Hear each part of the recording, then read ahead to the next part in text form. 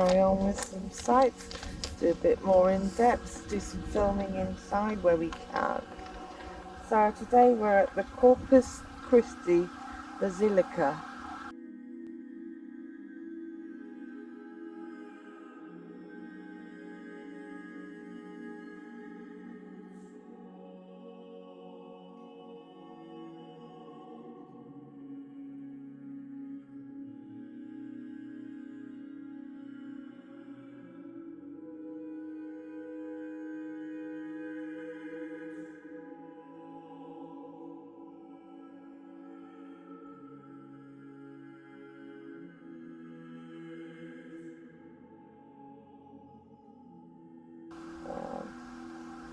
So the Corpus Christi Basilica was erected in stages starting in 1340 and it was finished in the mid-15th century.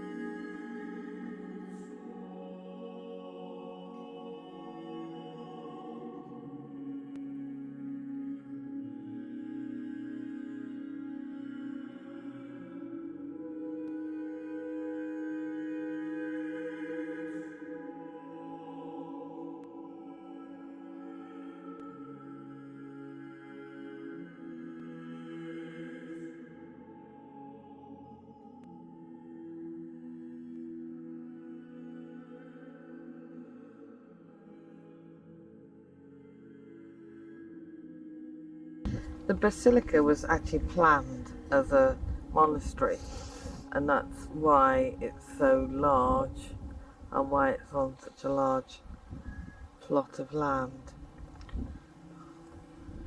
And these must be admin buildings belonging to it, I presume.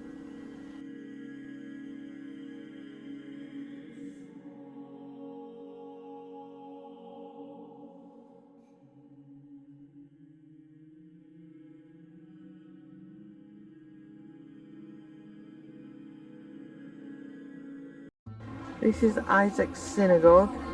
It's being restored at the moment.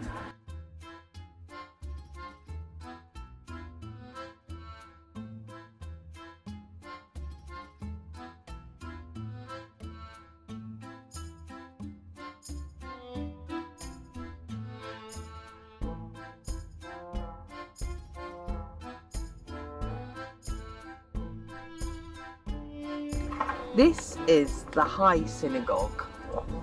It's quite hard to find, yet again on the tourist map it shows it in a slightly different place, but it's the corner of Jakuba and Josephus Streets, just one building along from that junction down Josephus Street.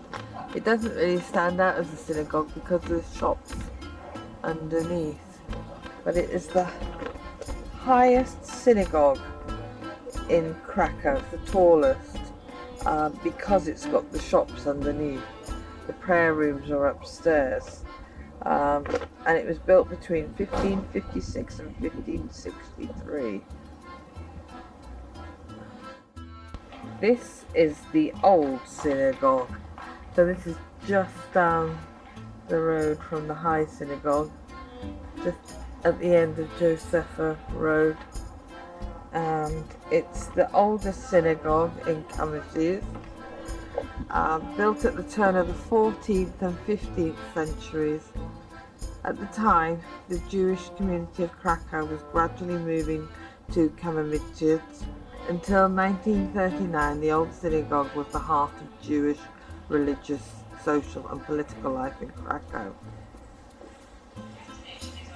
It's an interesting example of Jewish architecture, greatly in the Renaissance mode, with preserved Gothic shape and interior. After it was neglected for years after World War II, the old synagogue was turned into the branch of Historical Museum of Krakow, dedicated to the history of Polish Jews. There's an entrance fee of 11 zlotys at the moment. This is the entranceway to the old synagogue. I must say, one thing that I have found in Krakow is they do not cater to disabled visitors very much at all. Makes it very hard. There's very little that you can actually go in and see, and as you can see, it doesn't look like there's steps, it looks like it's a slope, but in fact it steps down to here. I think the only one that I've seen that says that it does cater to disabled is the underground old market, which I was reading about last night.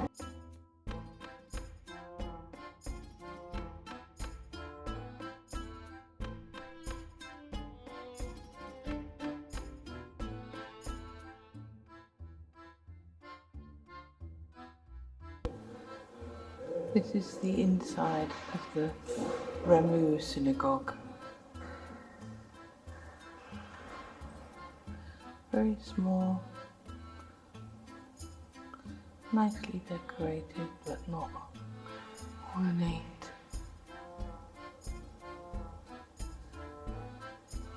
Lovely ceiling.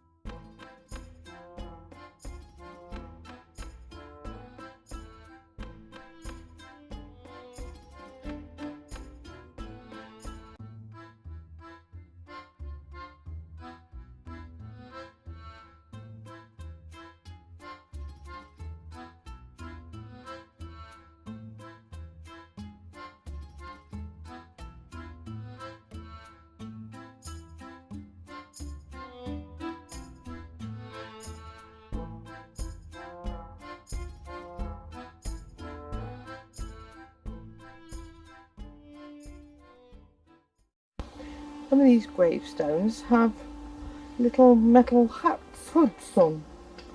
So, if anyone knows the reason for this, please put it in the comments. I'd love to know the reason for this. Because not all of them have it. They have stones on the top of them as well.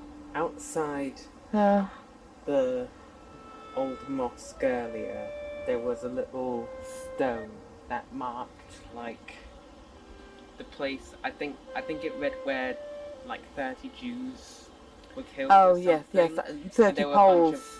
30 Poles, and there were rocks. Yeah, they were all on executed by the Germans. So maybe the rocks are in commemoration or something. Maybe that's what it. Because again, not all of them have rocks. And I mean, they're old. So I suppose they know their family heritage. Probably more so than we do. Evidently the gravestones are quite ornate compared to normal Jewish gravestones. With actual little tombs rather than in the soil.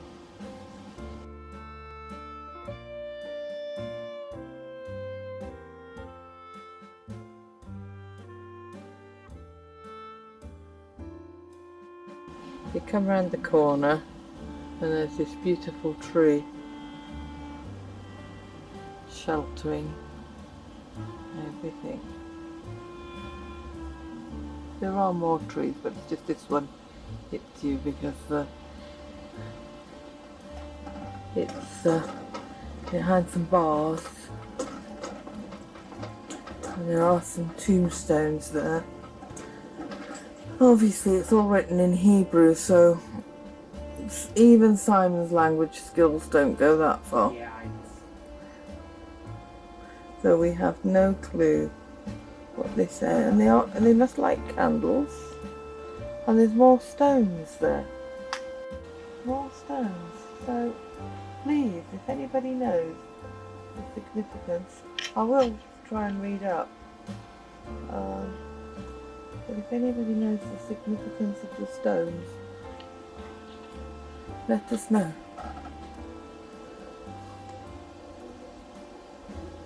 There's a lot of trees in here actually.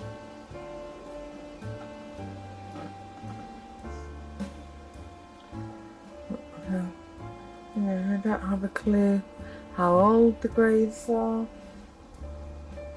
Those ones may be the Remu that paid for and built the synagogue. Maybe that's why they're in the metal surround. Very peaceful there, even though we're in the middle of the city. Very peaceful here. Oh, you can see the wall again in the distance. That's got to be the Wailing Wall. That's got bits of gravestones that were damaged during World War II and then put on the wall.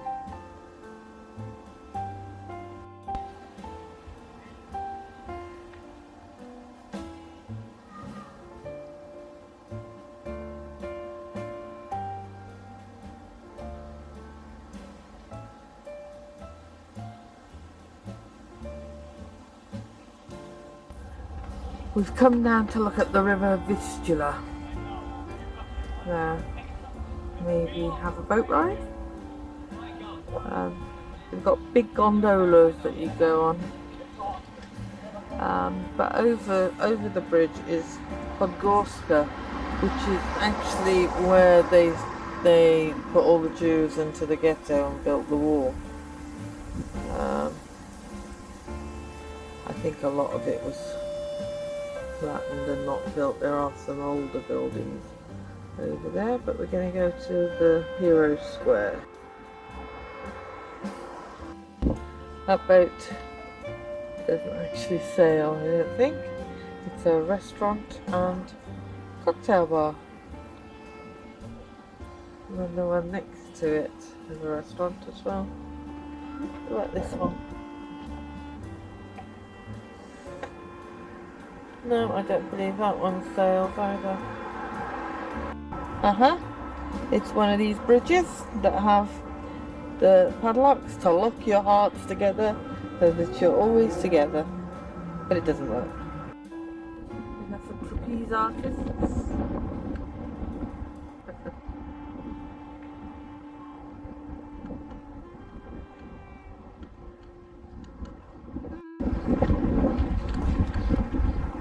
He can bend his body. Oh, the bridge vibrates. We're wobbling all over the place. Very nice looking houses. I was just going to say, it's really quiet over here. And then somebody put their music on. Oh. Anyway, let's go and see what we can see. Another beautiful church. So that's a photo of the old Podolski market. And then this is it today.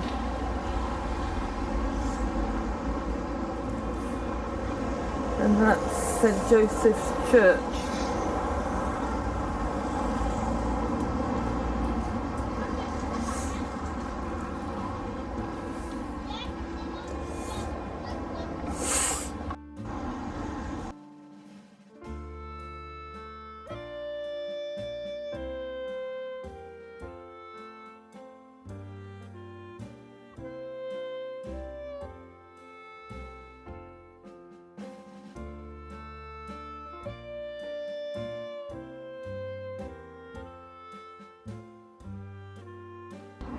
We're now on Ghetto's Heroes Square. It was a market square, but it's where Krakow's Jewish community unloaded their belongings and waited to be allocated accommodation in the Podgorski ghetto. So the chairs represent their belongings scattered everywhere. And then 2 years later they had to come here again. This was prior to them being deported to the work camps and the death camps. All the remaining residents that didn't get sent to those were murdered in March 1943. A very emotional place.